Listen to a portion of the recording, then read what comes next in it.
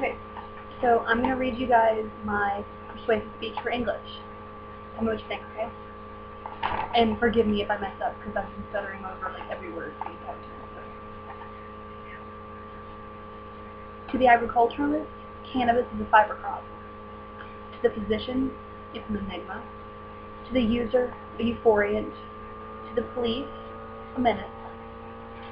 To the trafficker, a source of profitable danger. And to the convict and his family, a source of sorrow. Over the years, the majority of us had an idea drilled into our heads. An idea that terrified some and deterred most. An idea that this simple plant that grows naturally in the earth is some kind of demon that will overtake your body and make you into a good-for-nothing criminal that resides in the shell of the person you once were. Facts show that this demon is not as horrible as it's been made out to be. Marijuana is a Schedule I controlled substance.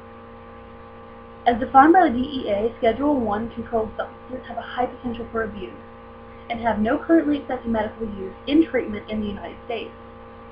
Other drugs that fall under this title are heroin, LSD, peyote, which is a psychedelic plant, and ecstasy. To say that marijuana is anywhere near as harmful as those drugs is outrageous and ridiculous. Heroin takes over your body in a way marijuana never could. It makes you into a zombie. Heroin is extremely addictive, both mentally and physically. LSD can destroy the way your brain functions altogether. It distorts visual judgment, sensations, moods, and feelings. I don't think there's any room for comparison in that part. In a local substance abuse inpatient program, it is reported by a professional that no one has ever been admitted into the program for marijuana addiction or abuse. The biggest problem is said to be with addiction to completely legal drugs obtained illegally. Law enforcement needs to stop focusing on putting pot users in jail and pay more attention to the idiots on the street pushing prescription drugs, as quoted by a local nurse. Legalizing marijuana would not only reduce crime, but potentially create up to 50,000 American jobs. In analyzing the economics of legalizing marijuana, you must first consider the costs associated with it being illegal.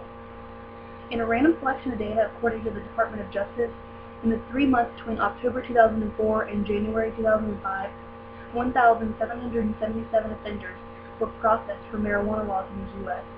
Of those, 94.9% were trafficking.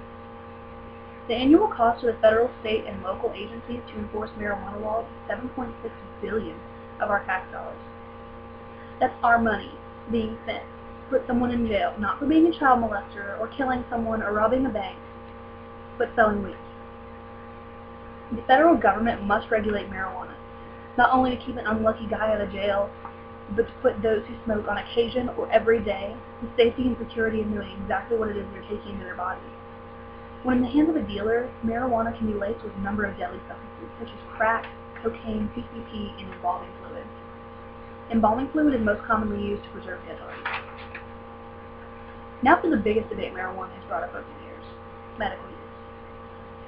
It has been argued by many that marijuana shouldn't be an option for medical treatment, for reasons such as there are prescription drugs that can do the exact same thing, it's harmful to your body, and it's a controlled substance, meaning it's just against the law, and they feel bad about it. Okay, first of all, these prescription drugs have in some cases been known to have horrible long-term effects.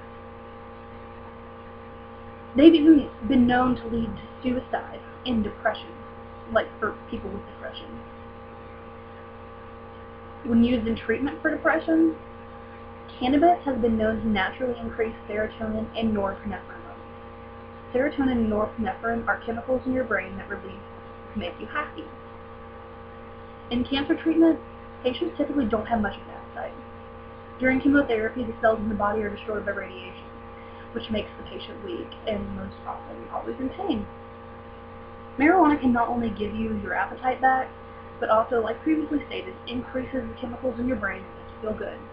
No more pain, no more nausea, no more suffering. There are currently 16 in the United States that allow marijuana use for medical usage. In my lifetime, I want to see marijuana become legal in all 50 states and all over the world. It will change the way we look at medical treatment forever.